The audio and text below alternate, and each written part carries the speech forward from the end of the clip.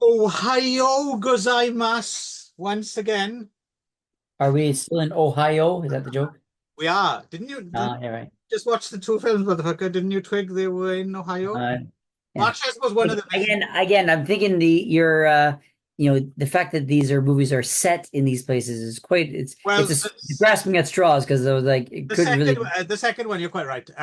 But I could not do it because we're in Akron, Ohio, and right. Akron, Ohio is it's Jim van Bebber, and you couldn't really do something like this without, even though it neither are really horror films either.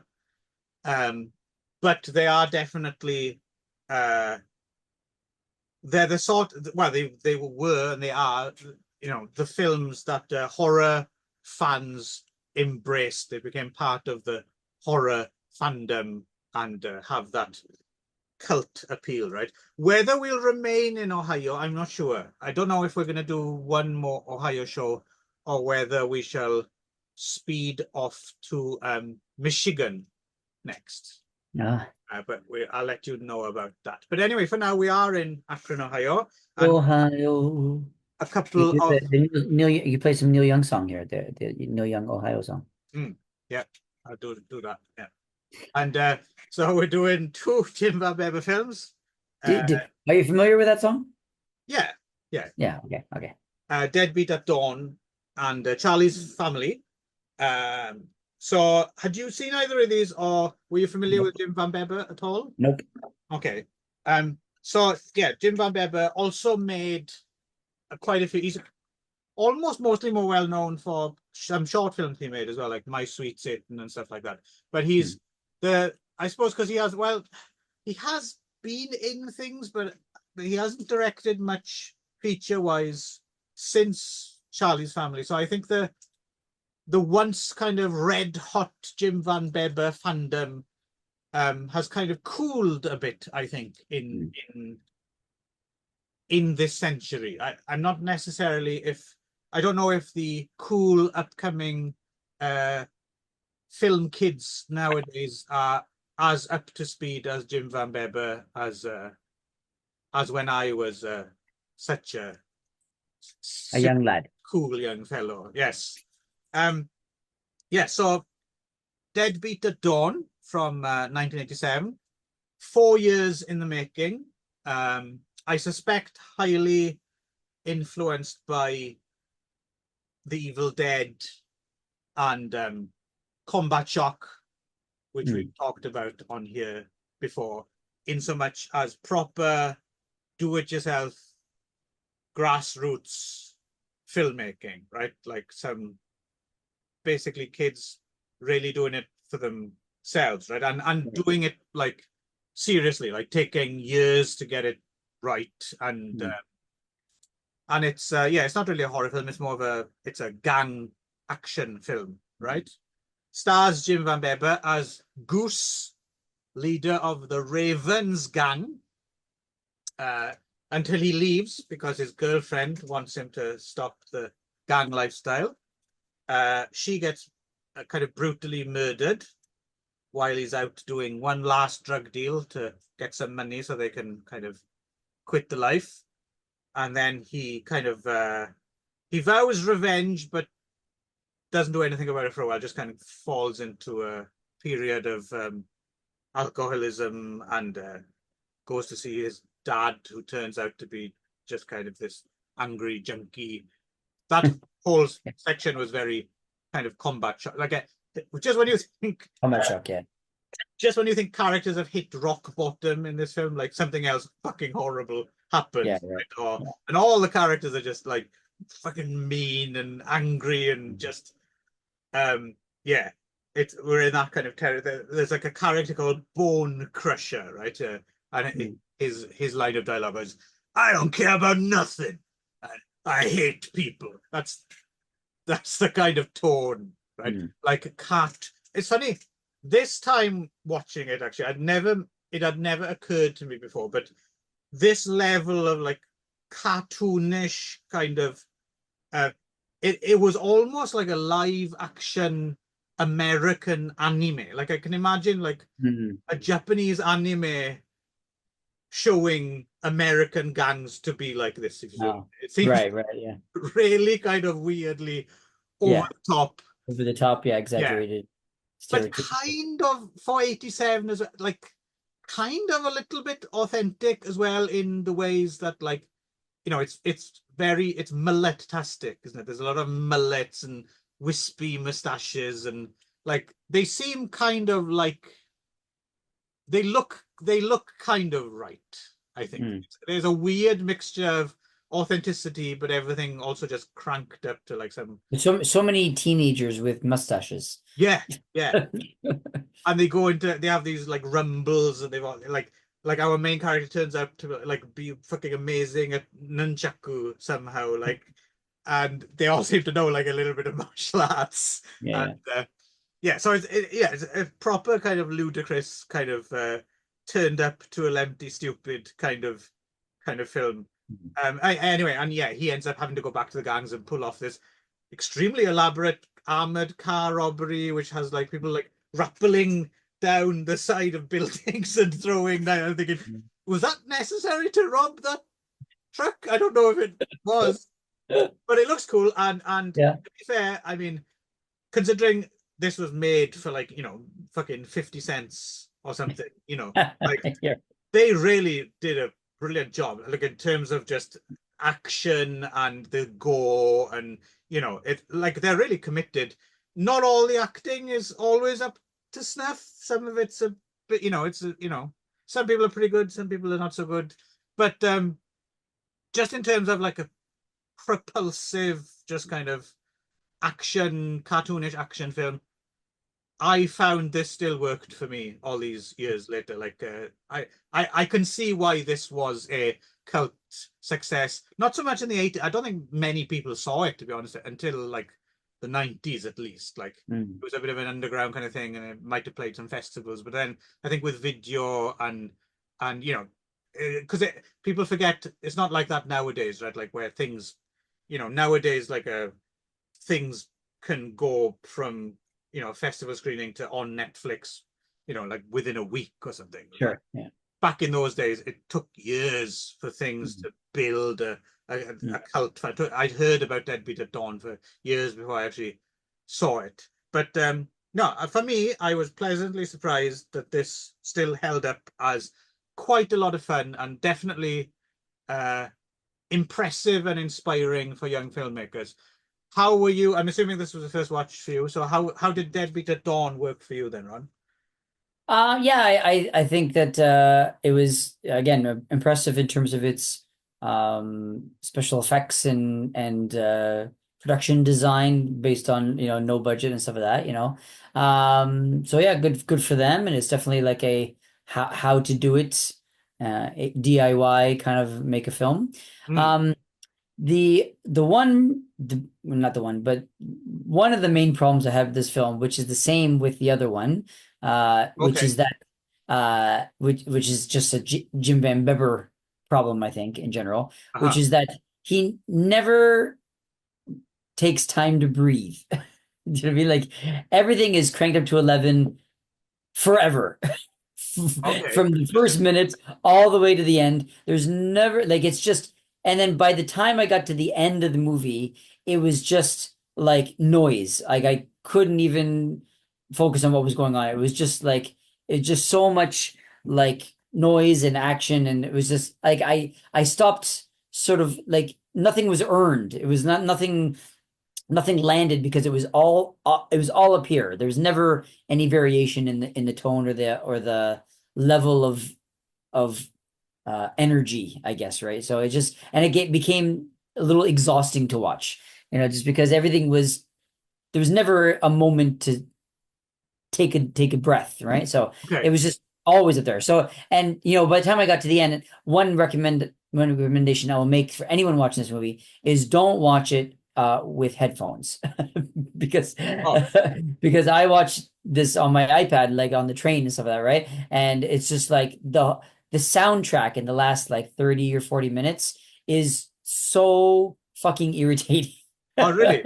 Yeah, you probably don't notice it when you're watching it like in No. like on a television or something like that. But if you watch it with headphones, basically he's got someone like screaming, and he puts it as like an underscore under Okay. everything. Right, So right, the right, whole thing is just someone like screaming constantly for like 30, 40 minutes, right? right. And it makes you just exhausted to watch, right? Interesting. And it becomes it's just like overload, like Right, sensory overload for everything. So it ends up, I think in general, kind of losing uh losing the ultimate kind of feeling by the end, just because it's so hard to kind of focus on all the individual bits because right. it's just so much over sensory overload all the time. There's You've never a chance to kind of like cleaned too many sit. paintbrushes in the same water kind of thing. Sure, exactly, right. Okay. It's just so much happening all the time, and so people screaming in your ears, and just and yeah, sometimes that works, but it just usually got to give them, you got to earn it, you got to build up to it. There's got to be like a build. There's got to be like but it's just like here the whole time. That's Yeah, interesting. That's interesting yeah, for you to mention. And as the sound thing is especially interesting because I yeah. didn't know that, but now that you mention it, yes, I can see how that. Yeah, because it was designed maybe to be seen theatrically. Like Uh, it's designed to be like a subliminal thing to Yeah, make you exactly. It was like a exciting. subliminal screaming Yeah, because I wasn't matching up with anyone on the screen actually right, screaming. It was just right. this like this like white noise screaming that's Yeah, underscored everything, right? And which I guess was meant to kind of ramp the yes, excitement or the tension, and but probably it ends works as up well if you're not sure, concentrating. and it probably works in that element, but when you're actually have it right in your ears, it ends up sort of diminishing. It's sort of a law of diminishing returns in that case. Interesting. That's So actually probably quite a good tip then. Yeah. Uh, So yeah, so by the time I got to the end, I was sort of like just needed it to end because I was just right. done, right? It was just so It's much, funny. right? It's interesting you say that as well because I'm very sensitive to that kind of Mm. like for instance like yeah like the kind of headache that you have from beginning to end of like a Transformers film or something like that. Right, right, yeah. Something that I'm usually conscious of. But I have to admit I never really thought about that, and certainly I can see when we get to the second film where that might be problematic. I think in the case of Deadbeat at Dawn though, because it is only kind of 80 minutes long and Mm. it is just this kind of cartoonish primal scream. I think that's less of a problem than the fact that it's just out the gate. But I Maybe think the difference is that I watched Charlie's Family not with headphones. So maybe it uh, didn't or it was only W to Dawn that I watched that way. So I yeah, think that's probably why it kind right. of hit me more in that one. But yeah, But so what I mean is but I I mean, think it yes. works better for this. That I can understand why that would be problematic for Charlie's Family because also because it is a real story and you might be expecting like to learn something from it to a certain extent. Right. Whereas this is just a like Graham Greene used to split his novels between like his entertainments and his more serious novel. Okay. I think this is like Jim van Bebber's yeah, well, even according to the commentary he did for Charlie's Family, this is his entertainment, I right? think that's the first time Jim van Bebber's ever been Compared to compared Graham to Greene. Graham Greene. Yeah, so but yeah, I mean, again, I love that these people are doing this, that it's DIY stuff, that they were able to do it with just like get money that's in their pocket and get their friends together and put it. I think that's great. Never, dissuade or like look down on people who do that. Like Right, good on them. It got a bit exhausting for me by the end. I was just right. and I wanted it just to kind of like settle for a second before I went back in. Uh-huh. But yeah, it just so and then it ended up kind of overloading me a little bit. But Okay. yeah, I would yeah. like to see it. I think I would like to see it in its natural habitat in a like a theater late night Mm. show with a kind of slightly drunken Sure. audience. I think that Yeah. would probably work Right. really well with people Right. screaming at the screen, and that would be kind of fun. Yeah. Yeah.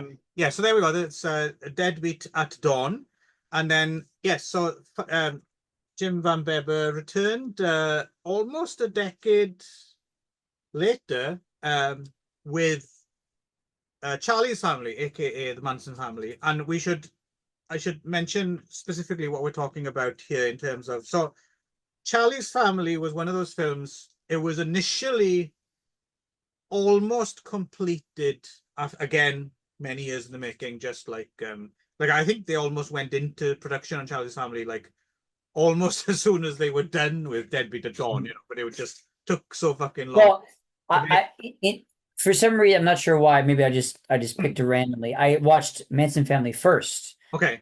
first, and I don't know if you happen to catch it, but the guy who plays Charlie, Charles Manson is in it, yeah. yeah, is in Debbie Dawn at the very end. He's like the road worker that gets yes, good at yes, the very end, yes, right? yeah, So I yeah, was like, hey, so because way I watched it, it was like the kind of not he's not really the main character because he's not in it that much, but he's sort of like the most kind of noticeable character, yeah. Marcelo Gomez memorable plays character, the actual Manson, real, yeah, and then him have the almost looked like he had a cameo at the end, but it was yeah, the actually yeah. round, I And guess, then right? Deadbeat at Dawn, the Bone Crusher turns up. He's Tex Watson in Charlie's Family, and of course Right. Jim van Bebber's in there as well somewhere. And yeah, some of the same people. Again, Akron, Ohio, but of course it's West Coast, right? It's Spahn Ranch and Death Valley. So yeah, it is the Manson family story. So this originally got close to being completed in 1996, and I remember in 1996 a work print for Charlie's Family, as it was then known, got released, and it was a big kind of cult bootleg. And I remember seeing Charlie's Family then. Originally saw it in this work print edition, which is in some ways different from the final cut, but nothing in terms of overall tone and the way the film plays. I think they're pretty close. There was something about watching the old VHS work print which matched the content of the film, where it was kind of because everything's supposed to look like a little bit Grainy and like yeah, yeah, and line, all that, like and that kind of works. old found footage kind of thing. Yeah, bootleg VHS kind of works. I always had quite a soft spot for the work print VHS of Charlie's Family, and there was even a book creation books put out the script for Charlie's Family as a book with some essays and stuff. So no one saw it for ages and ages, and then some of us saw the work print, and then it disappeared again, and it didn't. And then finally, I think it finally came out in like 2003. And then it had been renamed the Manson Family because I guess it was maybe a bit more, you know, people would be drawn to it a bit more, Right. I suppose. But now again, it's reverted. The screen title is Charlie's Family now that there's a Blu-ray out and everything and all that. So yeah, so it's been a very long gestation period for this film. And yeah, so it's basically in the present day, that is to say 1996, which is scarily now almost 30 years ago. It makes me feel massively old that I was around to watch the original work print of this. But and there's a TV producer, he's putting together like a doc on the Manson family, right? And so we see recreated footage, either interview footage of people post trial talking about their days, and then reconstruction of life at Spahn Ranch and at Death Valley, and most of the people who the Tex Watson, Patricia Krenwinkel, Sadie Glutz, all those people. And I think there's a few composite characters, right? I think there's a few where they just took one or two characters and turned into one. And you got some old guy playing George Spahn, and yeah, all the Charlie's Girls are there, and lots of Papa, and all these people that you kind of know vaguely if you've read any Manson books or seen other Manson films or whatever. And of course they do when they go to Cielo Drive and the Sharon Tate and then the Abigail Folger massacre, all that stuff, right? And then also there's a framing device of like a modern, or again to say 1996 kind of punkish, junky, tattoo, gun wielding gang, right, who worship at the altar of Manson, who decide they're going to kill this producer for kind of harnishing their idol, I guess. And so so straight out of the gate, I think what I'd like to say is the difference between watching this back in the day and now is I think the framing device is probably the thing that works least well. in the No. films. Like that seems now it just seems a little bit. That does seem a little almost quaint in its You mean, you depiction. mean the framing device, meaning that it's someone doing Well, interviews? no, specifically the modern gang stuff. I guess the fact that I could have done without that. I think like if Okay. they'd have just done it without that modern gang. Yeah, the framing device itself, sorry, that's fine. But it's that footage includes the modern gang stuff, right? Like I Oh. didn't really need that modern gang stuff. Oh yeah. Okay. Yeah. Yeah. Yeah. Like Okay. I back in the day Oh, I the stuff like at thought, the end where they. Yeah. Okay. yeah, Yeah. yeah, yeah, and Yeah. you get flashes to them every now and again. Like that Okay. stuff, I think back in the day I thought that was maybe kind of clever. Um but now it just seems like the whole your children will rise and kill you thing, and that kind of, I don't know, history went a slightly different way, right? Like Right. I think in Sure. 1996 that would have seemed a bit more like, yeah, this is things are going to carry this way. But Possible. Mm. yeah, but if you look at like, and if you look at like kids today, right, like Mm. I suppose quote unquote like cool kids or underground kids or kids who are into transgressive things or underground things, or they're totally different from the gang in this film. Like I think we expected that trajectory to carry on, right? It would have been that Right. tattoos and punks and Obviously. Okay. drugs and all that. But there's been a shift in the zeitgeist since then, right? And Uh, you look at young kids that like even edgy kids today, and they're like, no, they're like worried about like trans issues and the environment and stuff like there's been this seismic shift, right? I mm. think so therefore that stuff seems a little bit less, it seems more dated, less prescient, so I could live Right. without that stuff. Mm. What do you think about that stuff? I mean, you didn't see it back then, but just watching it Yeah. fresh now, did that stuff seem out of Yeah, place? I didn't actually. I just thought it kind of confusing. Like I didn't really know what it Okay. was trying to say. I didn't know what the point of it was. It was just sort of like it felt like filler almost for something. I mean, It does because now, yeah, yeah. yeah, yeah. So yeah, it was just sort of But unnecessary. I it thought. didn't, Yeah, yeah, yeah. So essentially, you think the same. It's just it didn't even strike you that it was trying to be in some yeah. way, right? Actually, I just didn't even think about it much at all. I was like, I don't even know what that is or why it's there, but Right. whatever. It was relatively short, but yeah. Um, However, for the rest of the film, for the stuff where it is pretty much just being in the mind of the Manson family, right, and seeing how it went from something kind of relatively innocent and just a bunch of hippies just wanting to get laid, other than, of course, you know, Char it's the other thing I think this film, and again, this is interesting because I think it is a good point to raise, is the TV producer makes this big point speech about like people always talk about Charles Manson being this devil or whatever, mm, and Charles Manson was like clearly was a horrible individual, and it is good that he that he got locked up, but he was like of an older generation. He was like this fucking almost like from the beatnik generation. He wasn't really a hippie, and he'd been in prison for most of his life. And he just, yeah, basically he's an ex-con who came out at exactly the same time and used old prison tricks to take advantage of hippies, right? And you could argue one of the people who really fucked up the whole hippie dream, right? Because it mm, played into the hands of all those people who thought hippies were dangerous and stuff, mm. right? But the rest of them, yeah, they just and yeah, they get brainwashed and they get sucked in. But the point that the producers trying to make and the film's trying to make, okay, yeah, Charlie's the devil, blah blah blah, but he didn't kill those people.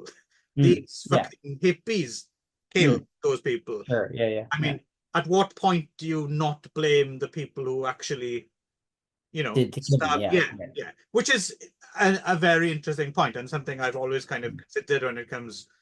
The whole Manson thing is fascinating, right? Mm. Is how much do you attribute and how much do you forgive people who have kind of been brainwashed Be or brainwashed. Yeah. So, well, I guess I mean, you can do that with any bunch of guys. Like, yeah, take the Nazis, right? I mean, how many people did Hitler kill himself directly? yes, You yes. know what But I no mean? one would So, be in any doubt that, yeah, no one thinks that Hitler yeah, maybe he wasn't such a bad guy, but at the right, same time, I don't think he was pushing the button on the gas chambers. You know what I mean? Like yeah, no, it absolutely, was, you know what I mean? Same yeah, thing, right? So, yeah.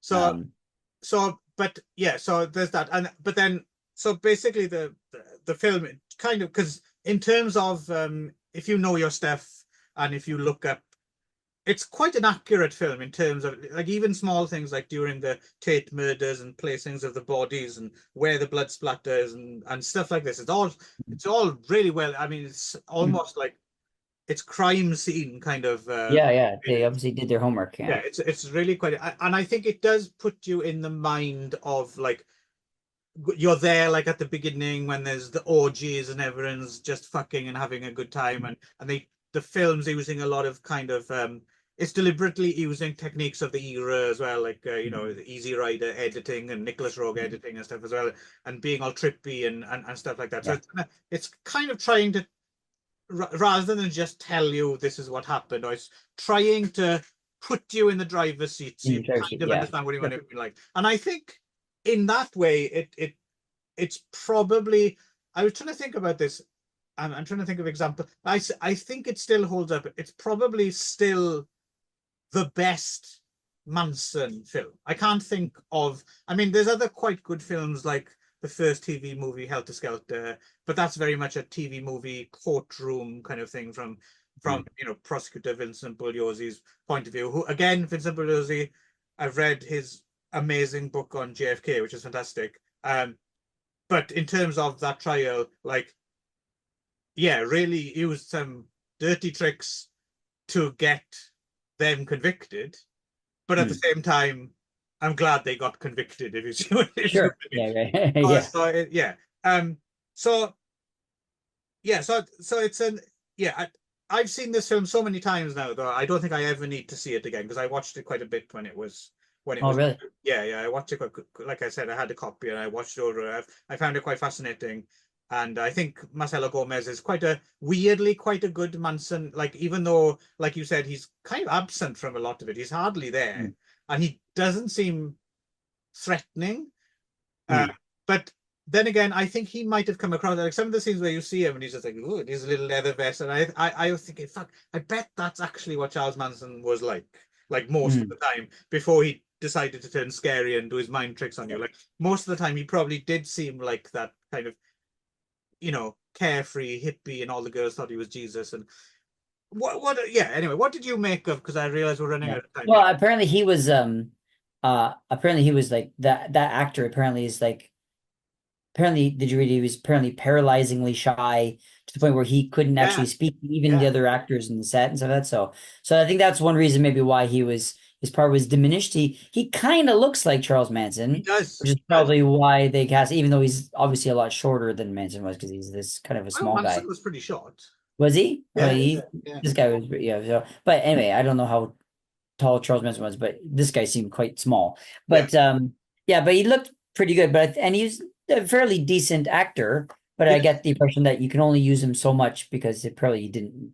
He just doesn't get along Yeah. with other. He Well, doesn't talk to people that much. he So left as well at a certain point, right? Like, yeah, and apparently, yeah, he left this halfway through or interviews something. and that. Yeah, I yeah, think he's perfect as likable Manson. Hmm, He's brilliant casting, but sure, you never see him do the dark side Manson so much. right. I And don't know if he I could think have done. that's kind of that works for it in that it wasn't really about it's not Yes, about mission, it's about the family, right? So it's exactly. about what Yeah, they do, yeah, right? So which I think worked fine. Yeah. So it was yeah, and it was definitely a different take on it that it was a Manson family movie about the family, not about Manson, really. So I mean he was just right. sort of there only in kind of peripherally and in the super big flashbacks rather Yeah, than he's the boogeyman, like they say, yeah, right? As yeah. opposed to yeah, But yeah, I again I I thought it was really, really interestingly done. I really liked the camera work and the really like they did it very, very differently. You know, it was a lot of the times it was quite interesting to watch. It was really like yeah, it was just not what you expect from a movie like this. Mm. And the especially even like the interviews in that they were. I thought at some point I was like, wait, is this an actual documentary? Like, Yeah, because yeah. some of them were like the guy who played the priest. Like, I thought he was like just like a Yeah. real guy. So, yeah, I don't know. I thought it was quite well done, especially if they're trying to go for like not only just like facts, Mm. making it factual, but also kind of like again telling the story about how they went from kind of love and hippies all the way to murder kind of thing. So Right. yeah, but all that was done very well. Same problem I had with the other movie though is just that it's always up here. The whole thing. It's Right. like sex, sex, sex, sex, and then they're killing people, and it's everything, and then there's other people and the people in the future, and so it's just constantly up here. So again, I think they need to take a breath a couple times. I think that's his Ah, problem. Is he doesn't really vary his tone or his sort of his energy levels, right? yeah, So but which yeah, both yeah. films are definitely an onslaught, right? Yeah, I felt Yeah. both movies by the end just exhausted watching them, right? So like it was just sort of like it was a yeah, which I don't think necessarily they wanted the audience to be exhausted. They want you want to go along for the ride, right? So I think he in general is just as a director needed to kind of vary his tone or his presence a bit. But all in all, I thought this was a much better film than the other one. I thought this one was like in general, I thought it told the story quite well. It was really successful in what it meant to do, and I thought, it was a good watch. It was interesting, yeah. So Yeah. felt almost like even though you don't really learn that much, it felt like you were learning something, right? So Yeah, like, I think when I first saw this film, I'm trying to think how much I knew about the Manson family going in and like how much I know since. And I'm not quite sure actually. It seems like it's one of those things like it seems like I've always known about the Manson oh yeah, family yeah, kind of right. thing. So I'm not it's difficult for me to answer if it was no, I think it's probably yeah, it would I think it would probably serve as a gateway drug. I think you probably could watch it without any knowledge, prior knowledge, Sure, yeah, yeah, but then you'd yeah. have I mean, to I have only like very cursory knowledge of that whole right. incident. So I mean, yeah, I didn't know any of the family's names. Oh, okay, okay, yeah, Yeah. Yeah. So anyway, yeah, it was good. It was okay. Yeah, Jim Van Bebber obviously has it's elevated amongst the kind of like the typical DIY kind of yeah. Oh, yeah, oh, yeah, yeah. storytelling. So, Yeah, no, he's so a he obviously serious. has some chops. It's too bad he didn't kind of familiar and kind of Yeah, like I think he I, needed to kind of like sort of hone it a little bit, kind of thing. I'd love But to see him. I'd love to see him make something else. Like yeah, now, in today's environment, maybe he can get some cash now that these things, because it takes time. Obviously, his status as as Netflix or someone might give him some cash. Be interesting to right. see what he could come up with. One Sure. small little thing I wanted to mention before we go, which I thought was kind of an interesting. I don't know, coincidence or depression. So I was watching the commentary track for Charlie's Family, which is funny. It only goes about halfway through the film because Jim van Bebber just goes, yeah, no, it's tough for me to talk about this film, and he just stops like halfway through. But he was the making of it was, I think, was pretty grueling. I think like it really Yeah, took. it seems like, but it seems like that was the other thing I did want to mention was that it felt almost like from like the kind of like the tidbits I was reading about kind of like on like trivia and stuff like that about the making of the movie. It was almost like he himself was like a cult leader with these Yes, actors yes, being in his cult, like the fact that he talked these people into having these simulating these orgy scenes and stuff like that. right. It felt almost like he was like not without the violence, but it felt like a cult of his own, right? You know what I mean? So Yeah, yeah. I think there's even one of the making ofs or something that's come out over the years on some extras. I think there might even be one called Van Bebber's Family or something like that. yeah. Like Yeah, it felt like almost like it was, art, parrot, like editing, what do you call it? Like yeah, life editing art. Yeah, mirroring art, right? Yeah, yeah. art mirroring life kind of thing, right? So a little bit. So yeah, and But I figured there was a reason why he was drawn to this story, right? right. So Yeah, yeah, yeah, yeah. Well, the thing he mentions in the commentary I wanted to mention though was quite funny. Was I can't remember in what context he brings it up, but he was talking about, for some reason, he was talking about like he wanted to do something and tell the real story. And he mentions Inglorious Bastards as an example for some reason.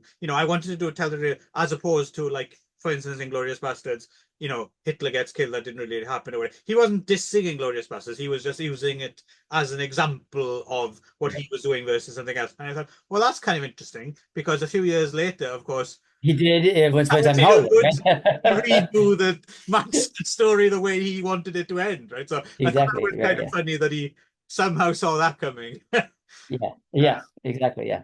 Okay. Okay, Anyway, I really gotta go. So anyway, yes. So yeah. actually, we'll say goodbye, and actually, you're going. Yeah. Okay. Yeah. Yes. Okay. Yeah. Yeah. Okay. Okay. So see you All next right. Take time. care. Bye Shock. Bye Next bye. time. Bye.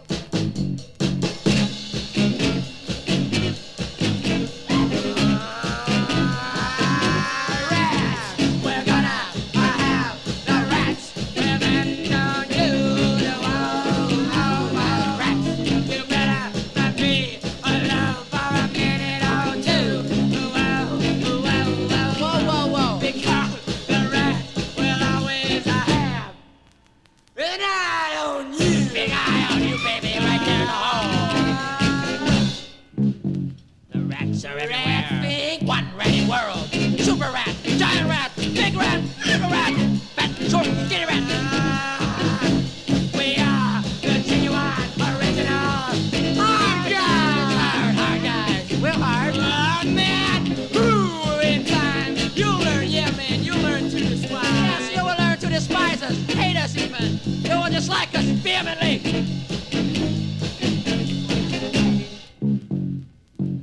Gigantic rats.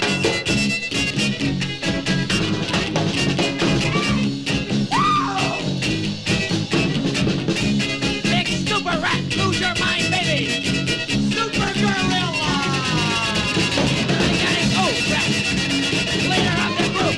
The pack to our leader, our fearless leader. But we will have our revenge. Yes, the rats will have their revenge. Oh, fearless super leader, giant rat. Oh, you got it, baby. You got the awful beat. Yeah, baby. You got it, man. You play with your feet. We gotta have the rats. Don't you? Yes, we are. Yes, we are. You made a leader. A love. But I got blue. The wall. The wall. You better have your mama. Your mama better be here, baby. To walk you home from school. You got a bad life. We want revenge. You want revenge. We're hiding in the locker room, down in the sewer. There's rats in every sewer. Revenge. We want revenge. Super sewer rat. You won't believe it. You won't believe it. Running drummer. Right.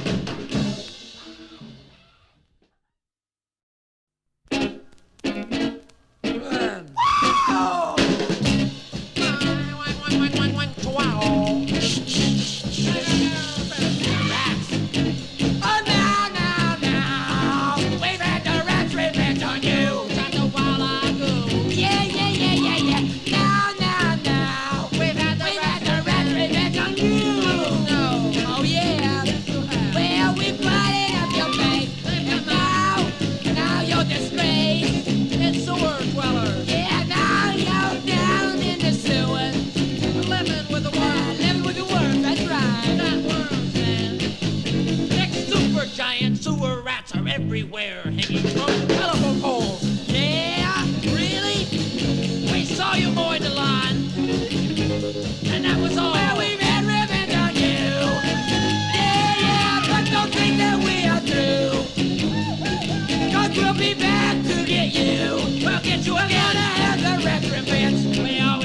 twice. Part 2.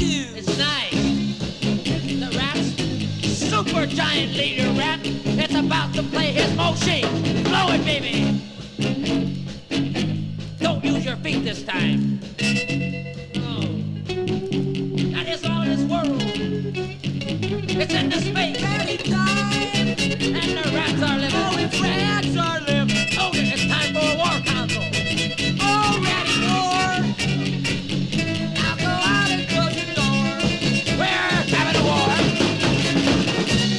The golden pelicans have challenged us to meet in a parking lot of the neighborhood supermarket. 11:30 Friday night. But we're gonna chicken out. Cause we don't like to fight. Yeah, man. Well, yeah. We've had the rats revenge. Yeah, we've had it on you. We've had the rats revenge. Oh, revenge. We've had the rats revenge. Yeah. On you. Oh, no. We always have the rats revenge. Part 2. Part 2. How come these words don't rhyme? Hold it. Super rat. Big super giant rat, baby. Blow it one more time for the close.